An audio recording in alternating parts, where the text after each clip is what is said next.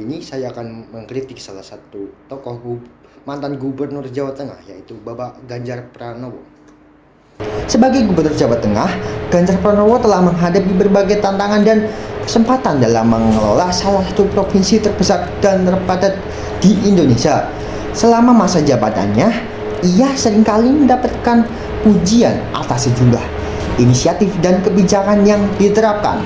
Namun, tidak jarang pula menghadapi kritik yang mencerminkan tantangan yang ada di lapangan. Kepemimpinan yang efektif di tingkat provinsi memerlukan perhatian yang mendalam terhadap berbagai isu, mulai dari infrastruktur dan kesejahteraan hingga tata kelola pemerintahan dan penanganan kritis. Kritik ini bertujuan untuk memberikan pandangan yang lebih mendalam tentang bagaimana kepemimpinan Pak Ganjar Pranowo berdampak pada masyarakat Jawa Tengah dengan mengevaluasi berbagai aspek dan kriteria pemerintahannya, termasuk pencapaian, kekurangan, dan tantangan yang dihadapi. Kita dapat memperoleh pemahaman yang lebih lengkap mengenai efektivitas kebijakan dan program yang dijalankan melalui kritik yang konstruktif. Diharapkan akan ada dorongan untuk perbaikan dan peningkatan yang lebih berarti bagi masyarakat yang dilayani. Tentu, berikut adalah kritik yang lebih mendalam terhadap kepemimpinan Pak Ganjar Pranowo. Yang pertama ada infrastruktur dan transportasi. Kepemimpinan Ganjar Pranowo dalam hal infrastruktur di Jawa Tengah sering dipuji, namun tetap ada sejumlah kritik meskipun ada beberapa proyek besar yang berhasil dilakukan. Masih ada masalah signifikan terkait kualitas dan pemerataan infrastruktur jalan-jalan utama dan aksesibilitas transportasi seiring kali menjadi perhatian. Banyak ruas jalan di Jawa Tengah masih mengalami kerusakan parah sebelumnya dan memerlukan perbaikan. Ini menyebabkan kemacetan yang mengganggu aktivitas ekonomi dan mobilitas warga. Selain itu, infrastruktur transportasi publik yang memadai masih menjadi tantangan masyarakat di daerah terpencil. Seringkali kesulitan mengakses layanan transportasi yang layak, yang dapat mempengaruhi kesempatan kerja dan pendidikan mereka. Pemerintah provinsi harus lebih fokus pada pembangunan infrastruktur yang merata, memastikan bahwa daerah yang kurang terlayani mendapatkan perhatian yang sama dengan kawasan-kawasan yang urban. Yang kedua adalah tata kelola pemerintahan dan korupsi. Tata kelola pemerintahan dan masalah korupsi tetap menjadi isu penting dalam administrasi publik di Indonesia dan Jawa Tengah. Tidak terkecuali meskipun Ganjar Pranowo berusaha untuk meningkatkan transparansi dan akuntabilitas, masih ada kekhawatiran mengenai bagaimana dana publik dikelola. Kasus-kasus korupsi yang melibatkan pejabat daerah seringkali menimbulkan ketidakpercayaan masyarakat terhadap pemerintah. Penegakan hukum dan kebijakan anti korupsi diperkuat dengan memastikan bahwa kasus-kasus korupsi ditangani secara adil dan transparan. Selain itu, perlu adanya pengawasan yang lebih ketat terhadap proyek-proyek pemerintah untuk menghindari penyalahgunaan dana dan praktik korupsi. Yang ketiga, kesejahteraan sosial dan pendidikan. Meskipun terdapat program-program untuk meningkatkan kesejahteraan sosial dan kualitas pendidikan, tantangan besar masih ada.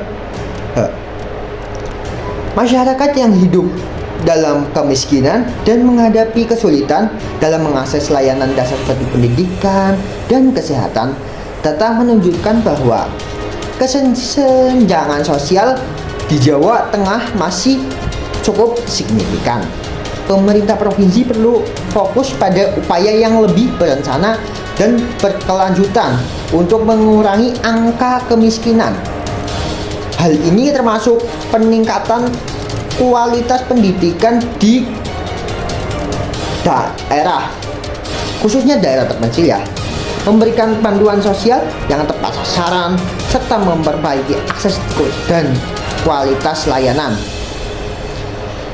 Program ini harus didesain untuk memberikan dampak jangka panjang yang nyata bagi masyarakat. Yang keempat, ada penanganan krisis dan manajemen bencana. Dalam situasi krisis seperti bencana alam atau pandemi, kepemimpinan yang efektif sangat diperlukan. Penanganan bencana alam seperti banjir, gempa bumi, memerlukan koordinasi yang baik antar berbagai pihak dan kesiapan infrastruktur. Kritik seringkali diarahkan pada bagaimana respon terhadap krisis dilakukan, termasuk dalam hal mitigasi, bantuan darurat, dan pemulihan pasca bencana. Penanganan pandemi COVID-19 juga menjadi salah satu tantangan besar. Walaupun ada upaya untuk mengendalikan penyebaran virus dan memberikan vaksinasi, efektivitas strategi ini dapat dipertanyakan. Penting bagi pemerintah provinsi untuk mengevaluasi dan memperbaiki pendekatan mereka dalam penanganan krisis untuk memastikan bahwa respon yang diberikan adalah yang paling efektif dan berbasis pada data terbaru. Yang kelima, ada inovasi dan teknologi pemerintahan. Era digital membawa tantangan dan peluang baru bagi pemerintahan. Dalam hal ini, pemanfaatan teknologi informasi dan inovasi menjadi sangat penting meskipun ada beberapa inisiatif untuk menerapkan teknologi dalam pemerintahan. Banyak yang merasa bahwa penggunaan teknologi di Jawa Tengah belum optimal.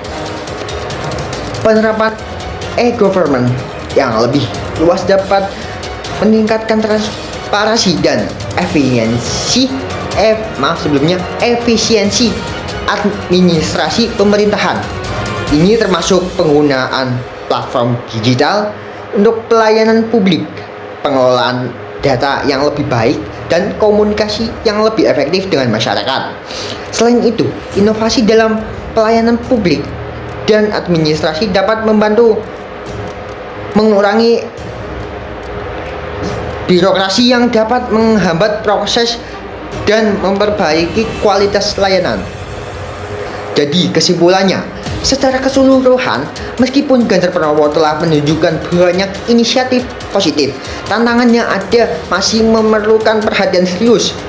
Kritik ini bertujuan untuk mengidentifikasi area-area di mana perbaikan diperlukan, dengan harapan bahwa pemerintah provinsi dapat terus meningkatkan kinerjanya dan memberikan manfaat maksimal bagi masyarakat Jawa Tengah. Pendekatan yang fokus pada solusi berkelanjutan dan transparansi akan menjadi kunci untuk mendapatkan kemajuan yang lebih signifikan. Terima kasih, sekian dari saya. Wassalamualaikum warahmatullahi wabarakatuh.